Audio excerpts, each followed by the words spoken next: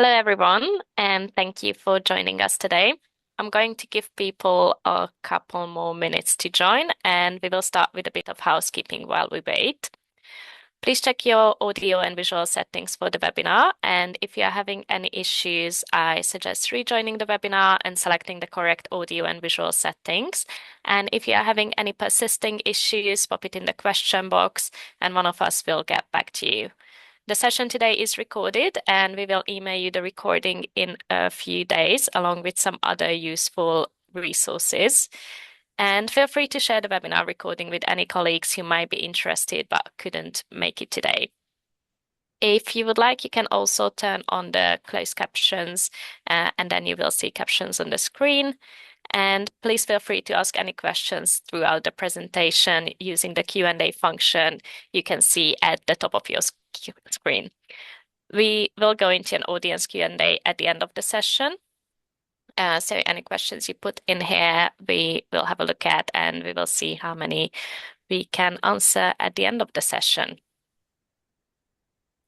So hopefully that was enough time for most people to join. So let's get started. Welcome to today's webinar, Breaking Down Barriers, Accessibility and Equity Through Unlimited eTextbook Access. We are thrilled to have you join us today for what promises to be an enlightening and valuable session. Over the next hour, we will explore meaningful insights, practical strategies, and resources that can make a real impact in teaching and learning. So thank you for taking the time to invest in your professional development. I'm Alexa, your host today. I'm a white woman in her 30s with long blonde hair. I'm a senior marketing manager at Sage, and I will be moderating the discussion today. I'm joined by my colleague Amber, marketing executive, who will help us monitor the questions and support us with the tech. And I'm really pleased to welcome and introduce our speakers today. We are honored to have with us Dr. Ulla Hakala, Senior Advisor in Marketing at the Turku School of Economics at the University of Turku and Associate Professor at the University of Jyväskylä, and Kelly Raita, University Teacher at the Center for Language and Communication Studies at the University of Turku. I'm excited to welcome them here as our panelists today, and I'm sure we have an exciting discussion to look forward to. But before we start our discussion, I would like to give a quick run through of what to expect from today's session. We will begin with a quick overview of what Sage Catalyst is, and then we will jump right into the discussion with our panelists covering topics such as how institutional access to eTextbooks supports students with financial challenges, trends in how students engage with learning resources, enhancing student engagement and accessibility using digital resources, and how to embed accessibility into everyday teaching. After the panel discussion, we will have an audience Q&A, as I mentioned before, and we will aim to answer any questions that come up during the session. So you will see a Q&A box on your screen. Please use this to add your questions throughout the session. After the audience Q&A, we will proceed to the closing remarks, and once the webinar is ended, we would like to ask you to fill out a quick post-webinar survey so we can learn about your experience of this session and use your feedback for our future webinars. So before we dive into the discussion, I'd like to take a moment to introduce you to Sage Catalyst, as it plays a significant role in the context of today's conversation. For those unfamiliar, Sage Catalyst is a premium social science textbook collection designed to help institutions deliver unlimited, equitable, university-wide access to eTextbooks, creating dynamic learning environments and boosting student satisfaction. The University of Turku is among our Sage Catalyst customers, utilizing this platform to provide students and faculty with access to premium content. Many of today's themes, which we will explore, are tied to Sage Catalyst, as it is an institutional model that offers unlimited concurrent access to hundreds of premium titles for all students. It also features functionalities developed to enhance student engagement and accessibility. The Sage Catalyst collection includes Sage's premium e-textbooks, curated to provide wide coverage across the social science curriculum and the most widely taught courses. And as a leading social science publisher, Sage textbooks are rich in pedagogy, internationally facing, and designed to engage students across all levels of the curriculum. Sage Catalyst is designed to meet the demands of the hybrid classroom, offering a full suite of study tools on any device to increase student engagement. And if you have any questions about Sage Catalyst, please add that to the Q&A section as well, and we will either answer it at the end of the session or follow up with you after the webinar. So that was our quick overview of what Sage Catalyst is. And now it's time for our panel discussion with Ulla and Kelly.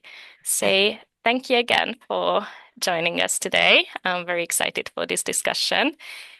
And I think we can jump right into it with our first question, which is that from your experience, how does access through the library to e-textbooks change the equation for students who face financial barriers? Thank you, Alexander, first of all, for the very kind introduction, and hello, everybody. Regarding the first question, I think that we're in a very, very fortunate position in Finland because at university we do offer free access to textbooks through the library system. And that's a game changer, I should imagine, because having equitable access levels the playing field, so to speak. It also gives us an instructor a lot more choice, variability, agency from the teacher perspective, the lecturer perspective, as well as a student-centric perspective as well, because it allows students to access materials that are best suited to their needs, their interests, their motivations, whether they want to go where the fence is the lowest or the highest. So in terms of equity, not just financial equity, but in terms of motivation, needs, and so on. Yeah, but we do have this very, very fortunate position of being able to order and request physical books, and nowadays more often the digital books where they're available, which is a godsend really if you're an educator. It's really, really useful. Yeah, Ulla, would you like to comment on that? Yeah, thank you, Kelly, and thank you for inviting us here. I'm looking forward to a very interesting discussion. As Kelly said, we are very fortunate here in Finland that we have our students have free access to all the material that the university library is providing. Our previous head of the university library said that the university library is the heart of the university. And I think that's very, very well put. If there wasn't such a nice provision of all the material, as Kelly was saying, it would make a total difference. So we are we are very fortunate to have this fair and equal system here, which we have a long tradition, and so it's kind of also a question of how we as teachers and researchers know how it works, and also when new students come in, they know how it works. And the librarians are in the key position to provide or to get to know what books teachers will be recommending, and then also ordering and being in contact with publishers like Sage, for instance. Yeah, thank you so much. And yeah, it's so great to hear about a country where this is now become the norm, that that the books are provided to students at the university. And what you said, that the library is the heart of the university, that's such a nice notion as well, and I completely agree with that. It's really one of the last places where students can go and get something for free, a book, digital or print. Yeah, it's the norm in the Finnish university system that most books are provided by the library. What do you think is the benefit from a library's point of view, and why do you think this system works?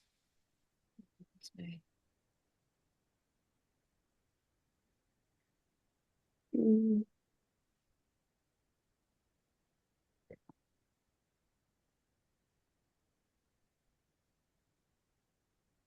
In terms of the digital offerings, Alexandra, is that the question? So the benefit for the libraries in terms of the books being offered digitally? Yeah, and the whole system of the library providing the books for students. So you mentioned Ulla, as well that you have a close relationship with the librarian. I don't know if this is something that you ever discussed of how they look at this kind of system. Yeah, if they favor it, if students value resources or not. I don't know if you're into that. Well, I would say that since, of course, all universities, I guess, worldwide are they have limited budgets. So I think our system also takes this into consideration, so that the only well, actually, teachers and researchers, they can make recommendations or requests what books to order. But then, of course, we also listen to our customers, that is students. So if they recommend or they have a suggestion of some interesting books, then of course we also take that into consideration. But I would say the librarians, in a way, they have the control, but they are also the kind of like the providers between the staff and or faculty and students. Yeah. I don't know if I Yeah, put it. yeah, I think yeah, you did. That's amazing. And when you say if there is a book that you would like to have as a core textbook for your class and you want to make it available, do you ask the librarian to get that book for the library? How does that work? Uh, do you talk to them face to face? Is there a recommendation form? Do you usually get that book, or how does that relationship work? Actually, that's also a scheduled system. So nowadays it's every 3 years that we make this study plan, and then we recommend the books for our course or courses, and then we send the list to the librarian. Yeah. So it used to be on a yearly basis, and then it was on a 2-year basis, and nowadays our university works on 3-year study plans. So, for instance, last year we had to make the recommendations of the study material for 3 years, and if there are any changes or additions, then we need to let them know. Whatever what's that called, upper administration know. Yeah. But it's a system that Systematic. is kind of planned that way, that it's everybody knows that there is that particular point when you need to let the librarian know about the books that will be used. Yeah.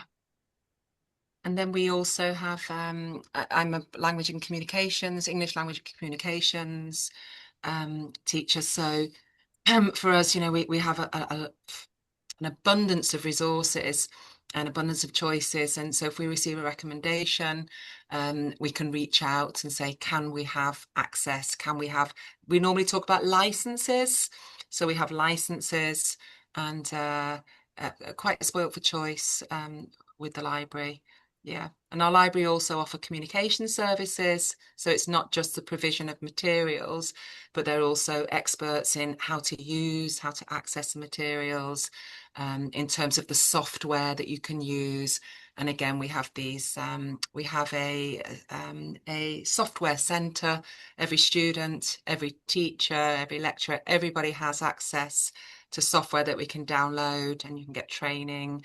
So the library are, as Ulla said, they really are the heart of the academic community. And I think, Ulla, would you agree that also the Finnish library system, not just at the university, but it's a primitive part of, we have the most beautiful architecturally grand libraries, probably in, would I say the world, but really, really stunning, yeah, resource rich places. It's, I think, one of Finland's major assets. We're very lucky. Yeah. Yeah. Mm-hmm. And a lot of people come, for instance, to Helsinki to visit Yes. the library Oodi, which was built a few years ago. So Yeah. it's a really monumental building, Yeah. architectural art. But I would like to add to what my previous answer, or to my answer, that please do not think that it's only, you know, like we recommend the books, or we say to the library, let the librarian know that these are the books that we'll be using for the 3-year study period. But we can add literature later on, but then Yes. it will be recommended literature. So compulsory literature is because the students need to know what will be needed for, or what would be needed or compulsory for the exams, but then there will be recommended literature. And for instance, ebooks are very, very good in that sense, because they are, you know, more flexible, and also, of course, journal articles. Yeah. And do you usually let students know that this core book is now available in the library, or is that already a given for them and they know where to go and how to access that? I have a lot of doctoral researchers, and I teach writing, writing for research predominantly. They're medical students, medical communication. But for myself, many of my students are not necessarily Finnish. And so when they come, you know, the systems are all completely different, the practices, the processes, which needs to be accounted for. So for my courses, and then with my colleagues as well, very often we'll add links directly to the database in which they can search. And then we might even look at, I don't know, academic literacies and digital literacies, in terms of never assume that never assume that your students can access, if they don't have a spatial map of where do I access, how do I access, and get my hands on this, then then we obviously need to do that.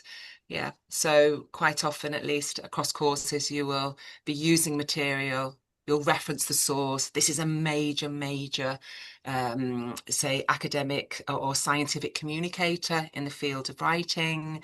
You can access this book through, we call it Voltaire, our database at the library. You can access it.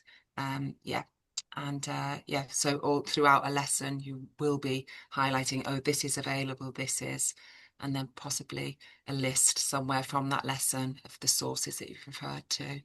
Yeah, in that way. It's But we so have great. yeah. But we have an awful lot of autonomy as well, don't we, Ulla? So our curriculum is set with objectives and learning outcomes, but then from the teacher, where it's quite teacher centric. Teachers in Finland have a lot of autonomy in the sense of one teacher can achieve that learning outcome using this material, and other teachers might go circumvent the outcome using alternative materials, as long as we get to the, we reach the goal post, as long as we get there. Yeah. Exactly. It's up to the lecturer or professor which books are being used to achieve those learning outcomes. But as to also would like to add, in, for instance, business studies, where, like we say, we have these basic courses, and then we have advanced courses. So the when you let the librarian know what books you suggest for your course, you don't need to know the number of books that will be ordered, but you just let her or him know how many students will be attending that course. So if there are 100 students, so then that the number of books ordered is different from whether it's an advanced course with a limited or more limited number of students. So it's always equivalent to the number of students. Mm-hmm. Yeah, that's great. I just want to add that with Sage Catalyst, it's a bit different because the access is unlimited for everybody at the university. So for those several hundred books that are in the collection, everybody has access to that. And I think that's great as well because there are titles that can work cross-disciplinary. So other students can use it as well. Yeah, but really great points. Thank you. And especially about how you can use different books, but also different teaching styles to get to an outcome. I think that's really important to think about different teaching styles and different learning styles as well, because especially as more technology enters our lives, I think we have to be mindful of that. And that takes me to my next question. So in Sage Catalyst, all the books are digital, but I would like to talk a bit about what advantages do you see in digital books versus print?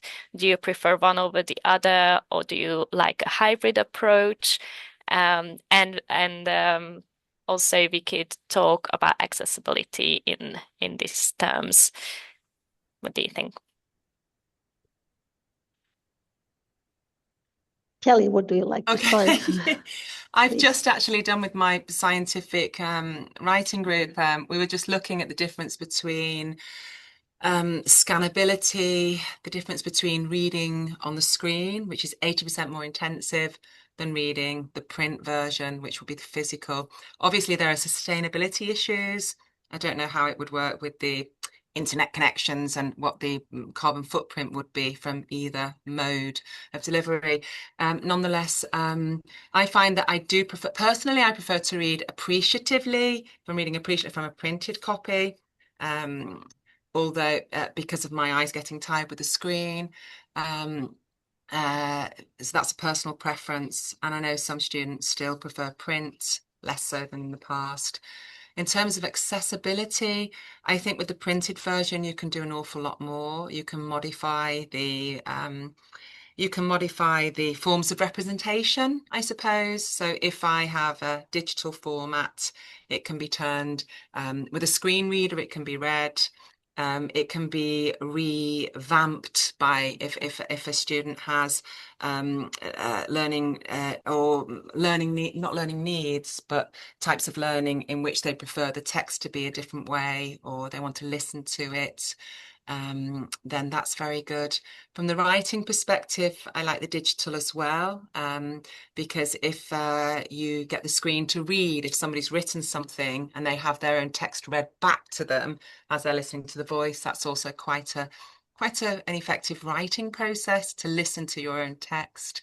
So I think the digital can allow better forms of representation, but with the premise that the digital text has been formatted, designed with accessibility in mind, so that it can be accessed and reworked based on individual needs. So there's the accessibility question there, and the Accessibility Act as well.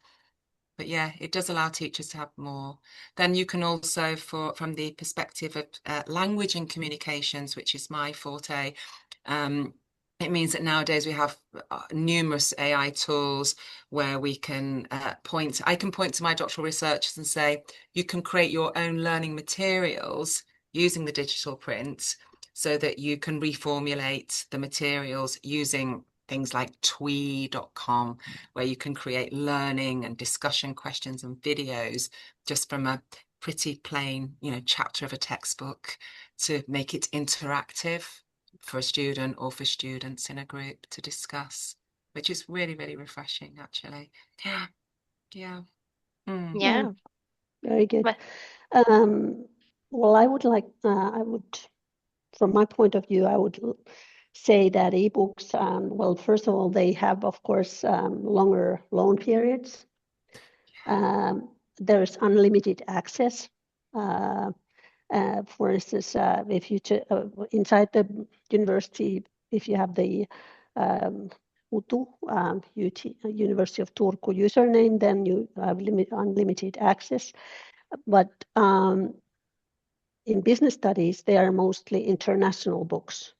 The ebooks. I don't actually know very many Finnish business books that would be provided as ebooks. So they're usually printed. And since we are a Finnish university, so of course, especially in basic courses, we have Finnish books as study material. So, then also, well, many readers can simultaneously read or have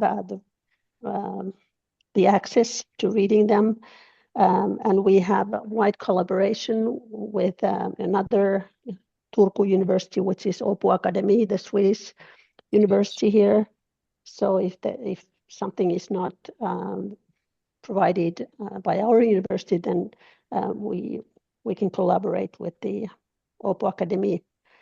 And of course, nowadays there's also possibility to underline and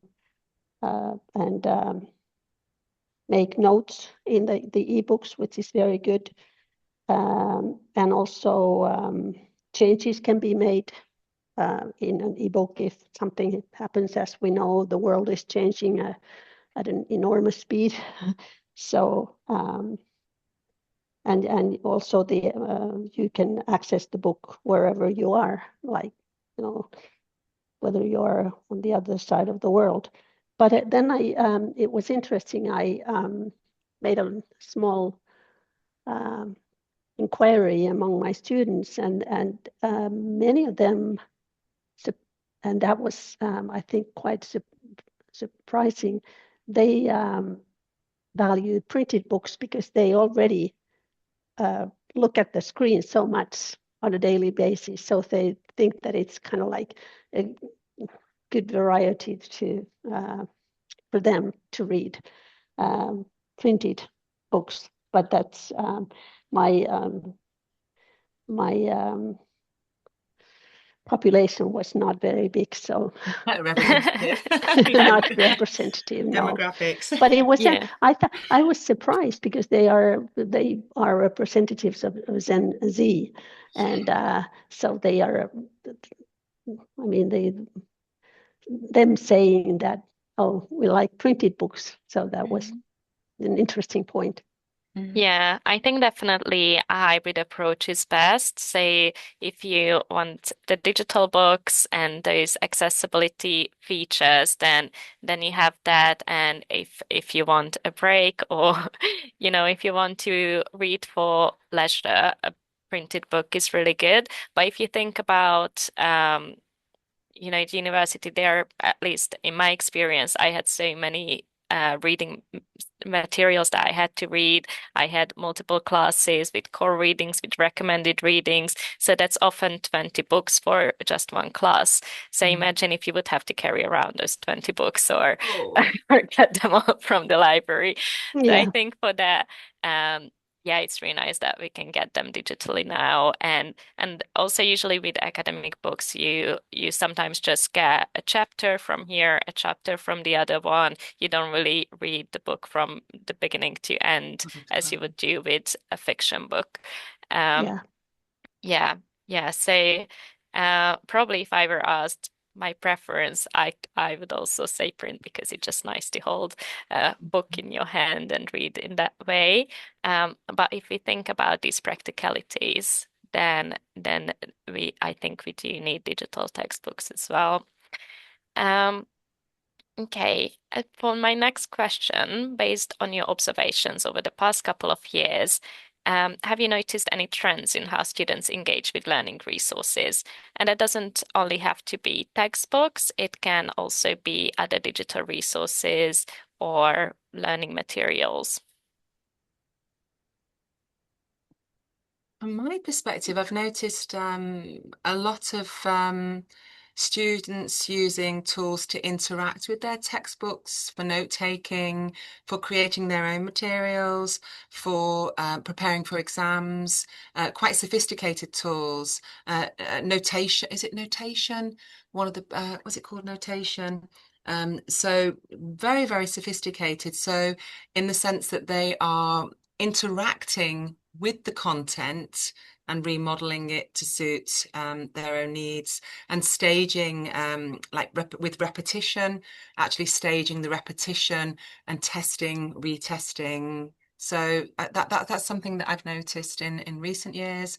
Quite sophisticated, yeah. And then even the physical devices that they're using, to do that, yeah. And then another surprising finding recently has been that I've also assumed, like Ulla, that there's Generation Z or Z would be a lot more techno savvy and more digitally oriented. It's not always the case. I think it's very much an individual preference. Yeah, so that would be one of the trends. And I think AI is another. So with the advent of with AI and digitalization, it allows you to copy and paste an awful lot. Yeah, so that obviously that's a big change. So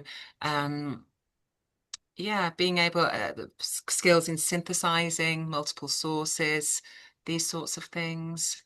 Yeah, just changes in the ways of working, ways of communicating, and ways of working with the material.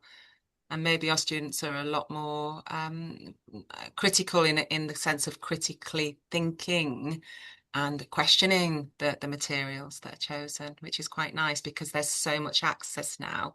There's not just the physical textbooks. There's a far wider repertoire than 10 years ago, for example. Yeah.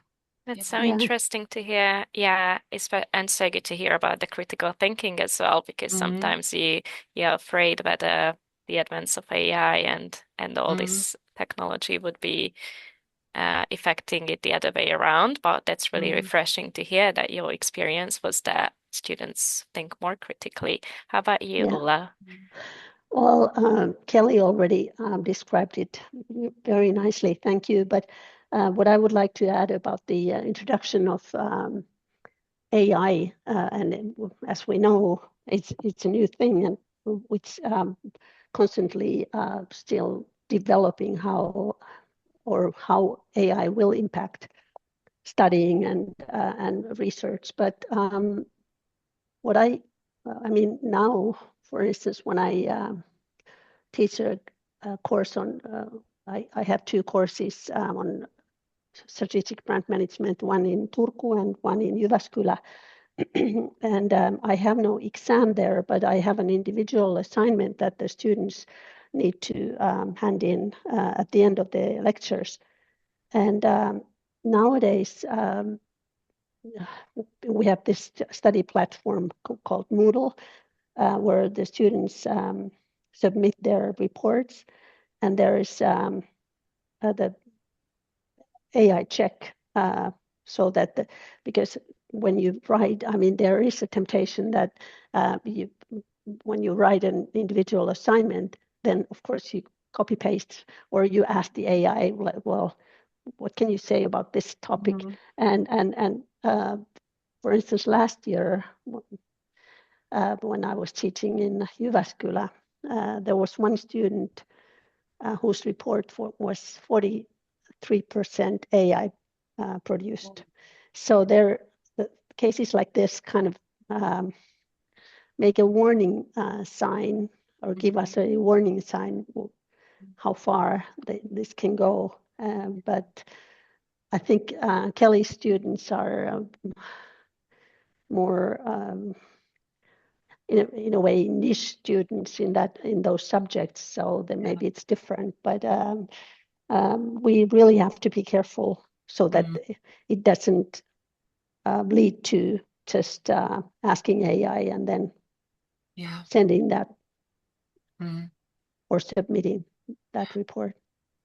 Yeah, we use AI quite a lot in the writing courses, first for narrowing down ideas, literature reviews, identifying the top 5 papers in that field, in that study, identifying gaps, limitations, themes, and then it quite quickly opens up, and then we have the students talking the talk of the community, of the territory.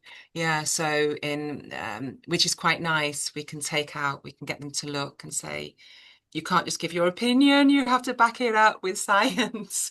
And then they would look at the impact factors, and in Finland we have this thing called UFO. It's the julkaisufoorumi. It's like the quality of a research paper is graded 1 to 3, for example. With 3 being the most challenging, highest impact factor, so to speak. So yeah, then we'd look and in that way it's quite refreshing to ask, who's a researcher? Have a look at who they are. What's their background? Are they working predominantly in this field, or is it a multi? So you then get them to actually look at the writers behind papers, and then to go deeper and look at the quality of the publishing and the quality of the publisher. Even a chapter of maybe a book. You'd ask, well, who is that person? How qualified are they to write that? And what's the quality? Because I'm writing. What's the quality of the writing? And what's the voice? And why? So it's really fantastic. And Ulla, if I come back so my daughter studies at the School of Economics, and she was set an assignment with digital books. There were lots and lots of sources, very intensive, beautifully structured assignments from her university. And at some point she mentioned something about AI, and I said, well, let's play a game. Let's take the question that your lecturer has set you. Let's read the materials, and let's look at, we'll feed all of this, we'll feed it in exactly as it is and engineer these prompts and see what AI comes back with. AI wrote this incredibly succinct and academic text, which to my eyes looked superb, but I'm not a marketing lecturer, so I was like, wow, that's pretty good, isn't it? But it has nothing to do with any of the source text. So when we went into the sources that the lecturers had recommended, you could see very, very quickly that AI hadn't really, we started to argue it, like it hadn't actually taken, the sources, synthesize all of the sources and come up with the arguments. And I said the lecturer would see immediately, from this for sure. But this was it 2 years ago now? And I'm quite sure things have moved on. But I was quite surprised that, I was very, very surprised that, because it all looked, the sources, the references, it looked legitimate, except the references hadn't been taken from the source reading. Yeah, there is a lot of AI hallucination going on, I and know, it's AI actually hallucination. I like that word. And we definitely need AI literacy skills. Oh yeah, definitely. That is so true. And this actually reminds me of a new feature that is coming to Catalyst. It's going to be an AI tutor within the book, so it doesn't use any outside sources, but it will help students understand text in different ways, and it has multilingual support as well, so they can ask in a different language and it will translate the text. And it literally just scans the text and uses the AI to create different quizzes for the students as well. And it's just a very interesting new feature that's coming to Vital Source called Bookshelf Plus, and it will be available for Sage Catalyst as well. Yeah, so this just reminded me because I think we sometimes need those closed system AIs as well, so that students can stay in the book and they can be sure that the material that is pulled is from that source and not just from somewhere else. Yeah, but really interesting points about the AI literacy, and I think it's so important and useful as well to teach students that you can use AI, but you have to think about it critically. Yeah, thank Yeah. you. But Kelly, it was really interesting what you were saying about the new feature. So thank you. Yeah. Oh. And sorry, yeah, and Alexa also. Yeah, Thank very you. nice. Yeah, my next question is around accessibility again. What practical steps can educators take to embed accessibility into everyday teaching? And I don't, yeah, sorry. I think first of all, I would warmly recommend taking a course in accessibility. In Finland, we have it's offered to students actually, but we have it's the basics of accessibility. Was it from Tampere University? Um, we work with centres for language and communication across the whole of Finland. So for the last 4 or 5 years, we've had a lot of projects into accessibility, digitalization, looking at interactive techniques across digital platforms, lots and lots of projects. I think first of all, for accessibility, definitely the basics, the law on accessibility, formatting, again, the forms of representation, also how you are, I think somebody's asked in the chat box, how you account for diverse support needs. So to do with cognition or with sight, with hearing, with all of these, with motor skills, you know, so that your materials can be adapted, giving the materials, opening your whole course so people can, you know, everybody has access and can look. And then also here we would have, in the very, very first session, we have something called You Are Not Alone. And we would reach out. And I think, Ulla, what are the statistics? Is it 1 in 5 of us have or 1 in 5 individuals will have a method of learning which is unconventional, let's say, that doesn't follow the mainstream. So usually we will start with, you know, if you have an auditorium of 75 students, you know, to say to them, 1 in 5 of us here will have some way, and then to go through and say, please reach out or go to see the accessibility officer. And always, and I found with my courses, with big groups, I found that usually I start getting students write to me or stay behind, and then just being very, very open.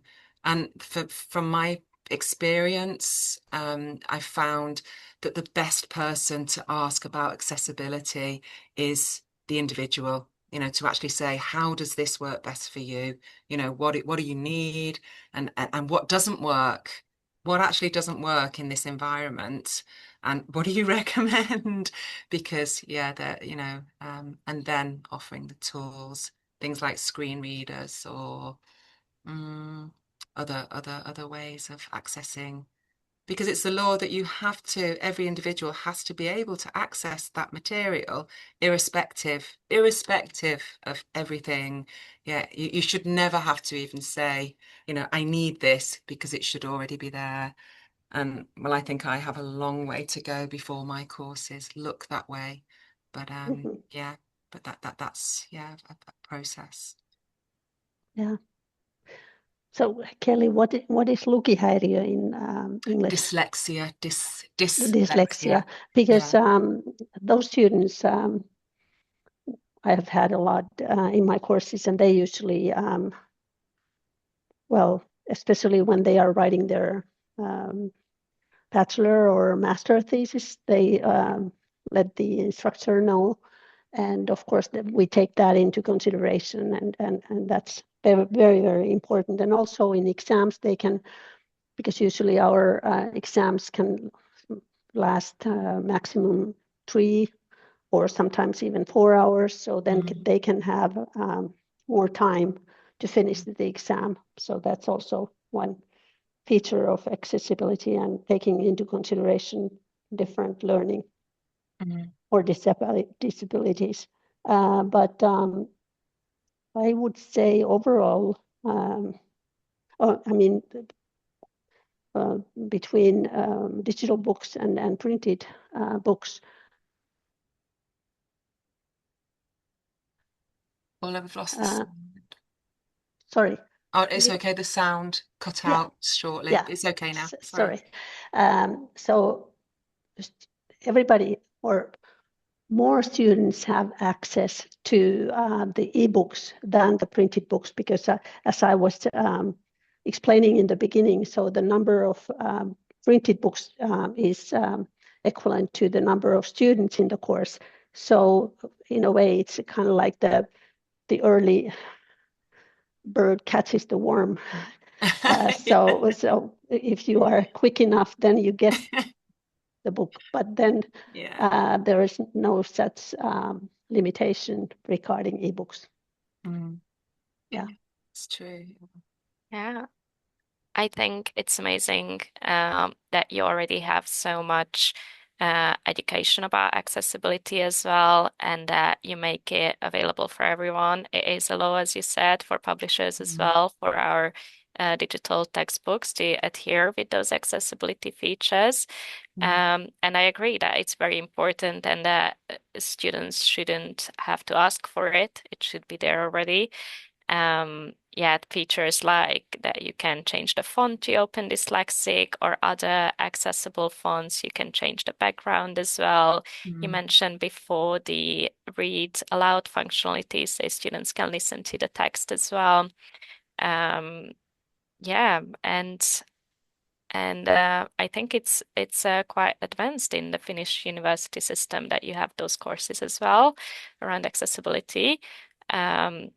But yeah, I would love to hear from our audience as well to see if it's similar in your country. If it is, please add it to the Q&A box, and we will we will read it all.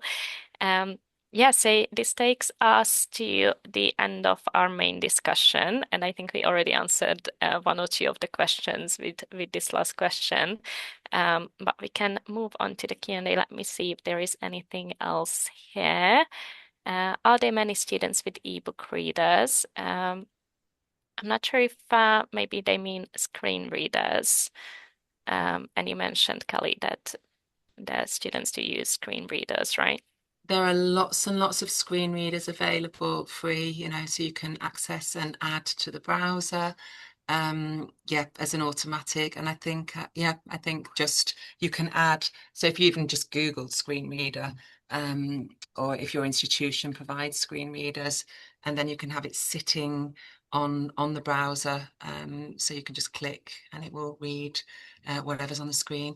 One point that I found astonishing was that the way that a screen reader works, it will go through a document by looking at the headings first. So this is the importance of formatting your documents with the heading 1, heading 2, because it goes through and it reads through all the headings to give the big picture. And then, so try to read the documents that you're creating. Are they accessible?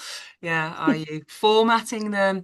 And then for us, we will actually say to students in some courses, if there's an assignment, and the STEM courses, for example, will say, we're not going to accept your final report unless it's formatted, and then give a little video just to show this is how you format your document, level 1, level 2. and then, create the contents page. And then it's all automatic. And yeah, I mean, that's probably quite a primitive thing to do, but that's how the screen readers are working. Yeah, no, Yeah, that's really interesting. yeah, Yeah, thank yeah. you. How do we measure the effectiveness and impact of distributing books to students? Is the impact proportional to the effort it takes for universities to undertake? What do you think of that? It's maybe data. You can look at the data, so if effectiveness is marked in terms of well, distributing books would be, as opposed to the physical distribution from the sense of access to those books would be data stored with the library to see how often are these books being accessed, but how the books are being read, and is the impact proportional to the effort it takes to undertake? Yeah, maybe this question is also about whether students are reading the textbooks when they have access to them. Um, the design for the learning. yeah. Do you feel like students in your classes are reading the assigned materials? Because I heard from other lecturers in other countries that often it's a challenge to get students to read the assigned materials. If it's built into the course and the lectures, and there's an understanding that at the beginning, if you haven't actually gone through this material, you can't participate.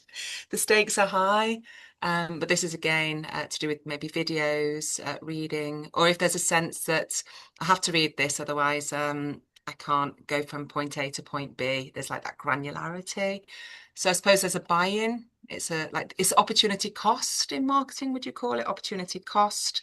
The time that it takes for me to invest in reading this set material has to benefit me in such a way that it's worth spending that time, I suppose. Ulla, what do you find? Do your students read the materials? Um, honestly speaking, as far as I've understood, some students say that they only read the lecture material, the slides, and then they come, and then as long as they pass, then they are satisfied. But if you Quite want strategic. a higher grade, then it's they um, make more effort. But what I have an example of teaching a course on marketing communications in the States, and there was this. It was the basic course, I think, for second or third year students, and it lasted all season, like from January till May, and it was a thick book, and we followed that book chapter by chapter. I lectured based on those chapters, and then after each chapter there was a mini quiz, and then it was graded, and then the grades of those mini quizzes, then it was the average was then the final grade of that course. So it was a totally different system that what I, for instance, have here and what we usually have in business studies here in Finland. Like and as Kelly was earlier pointing out, that here the teacher has a freedom of kind of deciding how to reach those learning goals. And so then you have your own slides, but then you have those books, the ebooks and the printed material to read, but not all students necessarily read them very thoroughly, I would say. Yeah. Yeah. So the system is a little different. It's quite different, right? And I've been astonished. Some of my colleagues, they've come from universities from all over the globe, and they've been quite surprised upon arrival that there isn't this prescriptive, formulated pack of materials, which if we might have 5 teachers teaching the same course with the same course code, the same description, yet there isn't a set formulaic set of materials. Now there is a lot of synergy between teachers, and for some of our courses we'll work and build together something collaboratively. But again, you can opt in or opt out of that. But there's not a one size fits all. Yeah. Whereas some of my colleagues coming from other universities have said, gosh, we were given this and this is what you taught. You did not deviate from this. This was the Yeah. package, this was the material, and you stuck to the agenda. That was it. Yeah. Yeah. So for some, it's a blessing for some, but for others, it's very sort of restrictive. So it depends on where Yeah. you're coming from. I That's so suppose that's very interesting. cultural. Yeah. Yeah. And that ties Yes. back into the autonomy that you Mm, mentioned at the beginning. yeah. So that's very interesting. Now that I think about that question about the how to measure the impact, it also made me think of how you can measure usage in Sage Catalyst. So if you're a librarian, you can see how many students have used, how many books, how many users one title has. Um, Lecturers also have an instructor view where they can see whether students have looked at the assigned reading, how they interacted with it as well. Yeah, so that's also one way to measure the impact of Mm. providing these books. Yes, I just wanted to mention that too. Um, well, unfortunately, we don't have any more time for the other questions. We are getting towards the end of our session here. And that's all we've had time for today. But I think it was a really interesting discussion, and I think we could talk much, much more about all this. Say thank you so much for this insightful discussion, Kelly and Ulla, and thanks to all of our participants as well for joining us today. I hope you found today's session useful, and yeah, and please take a moment after the webinar to fill out our survey. Yeah, thank you so much, Kelly and Ulla. I hope Thank you. you Thank you. also Yeah. found this a good discussion. It was a pleasure. It really was. Thank Yes, you. Thank you. really. Okay. And I think we are in the evolutionary stage of using and utilizing all these different tools like Sage Yes. Catalyst. So yeah, it's a learning process. Yes. Yeah. Thank you. Thank you so much. Thank you. Bye-bye. Thank Bye. you. Bye.